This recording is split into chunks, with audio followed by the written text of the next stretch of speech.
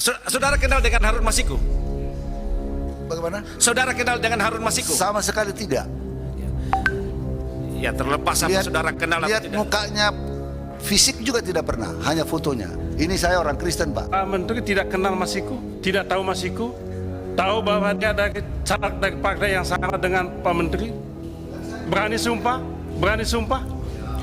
Berani coba sumpah lagi. Tadi kan Pak Menteri bilang saya ini orang begini, Kristen. Pak. Jangan Saya bawa sesudah Tuhan tahu tidak.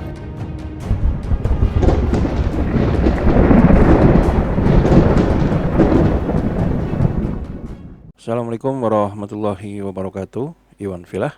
Beberapa waktu belakangan ini kita dihangatkan oleh kasus tentang Hasto Kristianto yang menyangkut tentang Harun Masiku. Nah, siapa sangka ternyata sempat ada terjadi perdebatan antara Menkumham pada saat itu, yaitu Yasona Lauli dengan anggota DPR mengenai hal ini. Nah, bagaimana videonya? Mari kita simak berikut ini. Saudara kenal dengan Harun Masiku? Bagaimana? Saudara kenal dengan Harun Masiku? Sama sekali tidak. Ya, terlepas apa saudara kenal atau lihat tidak. mukanya, fisik juga tidak pernah, hanya fotonya. Tidak, siapa? Ini saya orang Kristen, Pak. Jangan nyelotok-nyelotok. Pak, ya. Bentar Pak Beni. Ini Pak Suding, pada prinsip dasarnya Anda melihat ya bahwa Sebentar saya jawab. respon menteri itu kurang. Itu kan intinya dari semua yang Anda maksud tadi. Nah, itu Pak Menteri. Jadi Pak Suding mengharapkan ya seharusnya. Nah, begini Pak Desmond, sebagai pejabat publik. Oke. Sebagai pejabat publik dalam hal memberikan keterangan statement, apalagi di kasus yang mendapatkan perhatian publik, itu penuh dengan kehati-hatian, kan begitu. Ya. Jangan memberikan suatu statement meyakinkan publik padahal itu mengandung kebohongan, kan begitu. Oke. Cukup Pak Suding, sudah jelas. Sebentar, Pak. Saya tambah. Silakan Pak Menteri. Kalau saya tidak percaya lagi pada statement dua orang, Direktur TI dan Dirjen, yang memeriksa sistem yang selama ini semua kita selalu siapa yang mau dicekal, siapa yang mau ini, tetap melihat kepada Pusdakim, kepada siapa lagi? Apakah saya harus datang ke yang urusan Kak Kanim saja tidak memeriksa TI-nya di situ? Apakah saya harus datang ke standalone sistem memeriksa itu?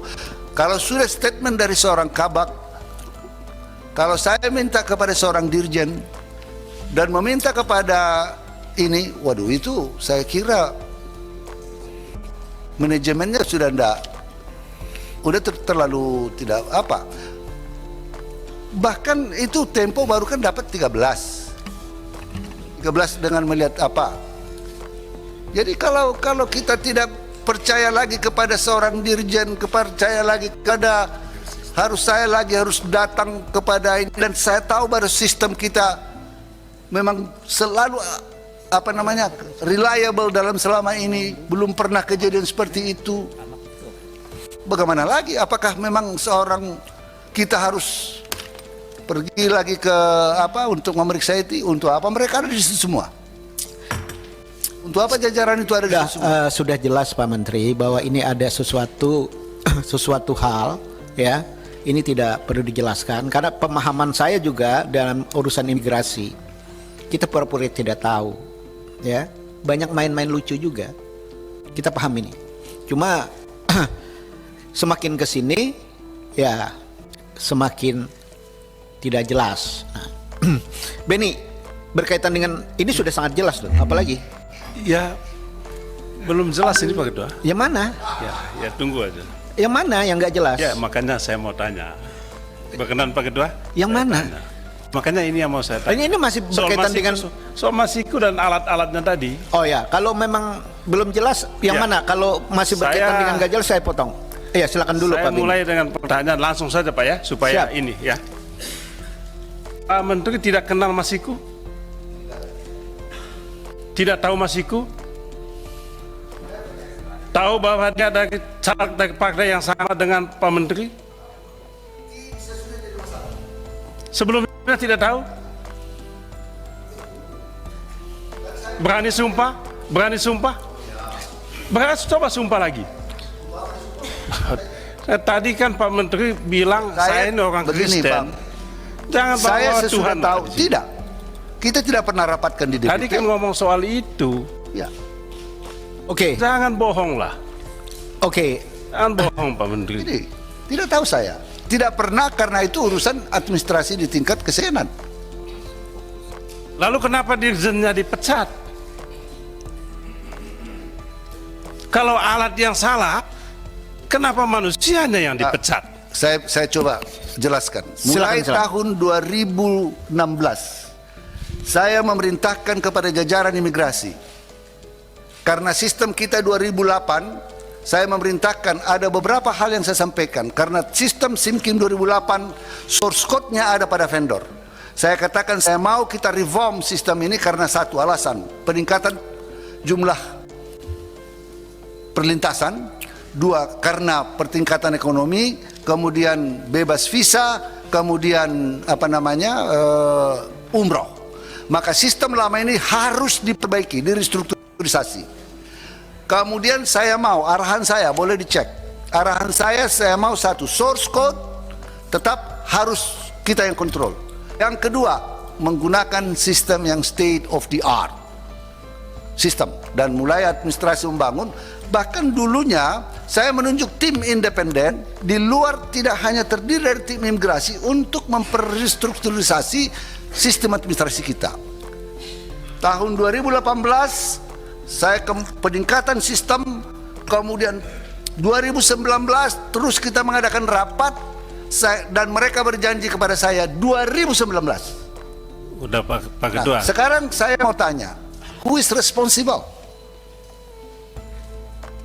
Kan harus ada ya, karena siapa yang bukan ini ujuk-ujuk. Sistem ini sudah 3 tahun kita mintakan supaya dibangun dengan baik, supaya dengan menggunakan biaya yang sangat besar, dan kita tidak hanya sekali rapat, berkali-kali rapat, bahkan sampai pakai suara-suara yang keras, karena selalu ada pada waktu transisi selalu ada paspor lah yang tertinggal down di sistem, ada yang sistem antrian yang lama karena sistem down dan lain-lain, karena sudah overload, sistem yang lambat dan lain-lain. Maka saya katakan ini tidak bisa ditoleransi. Jadi tidak mungkin kita salahkan alatnya, manusia yang mengoperasional alat, manusia yang mengatur program, manusia yang memanage ini semua, manusia yang bertanggung jawab soal pelaksanaan sistem ini. Oke, Pak Menteri, kalau itu. Ya, itulah tadi perdebatan yang cukup panas di gedung DPR ya, antara Yasona Lawli yang pada saat itu masih menjabat sebagai Menkumham. Nah, perlu kita ketahui kalau video ini itu terjadi atau diupload oleh channel DPR RI itu sekitar bulan Februari, sedangkan kejadian yang diceritakan ini adalah bulan Januari. Jadi pada saat itu anggota DPR itu mengundang Yasona Lawli untuk meminta pertanggungjawabannya mengenai Harun Masiku. Ada yang mengatakan kalau Harun Masiku itu masih di luar negeri, ada yang mengatakan masih di dalam negeri.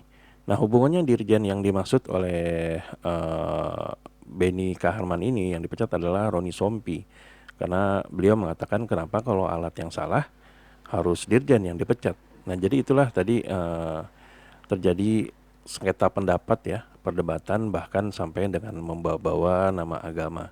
Nah, jadi di sini kalau teman-teman ingin melihat secara fullnya, silahkan langsung ke channel DPR RI. Ini diupload sekitar tanggal 26 Februari 2020. Dan perlu kita ketahui juga kalau video ini juga viral baru-baru ini, karena memang menanggapi atau melihat bagaimana kronologi sampai akhirnya KPK ini mengundang Yasona Lawli. Nah, jadi semoga pada video ini kita bisa mendapatkan sedikit informasi mengenai yang sedang viral sekarang, yaitu Harun Masiku ya. Nah, jadi sampai di sini dulu Aiden Project. Bila memang kami ada salah kata atau salah data, kami mohon maaf. Wabillahi taufiq wal hidayah. Wassalamualaikum warahmatullahi wabarakatuh.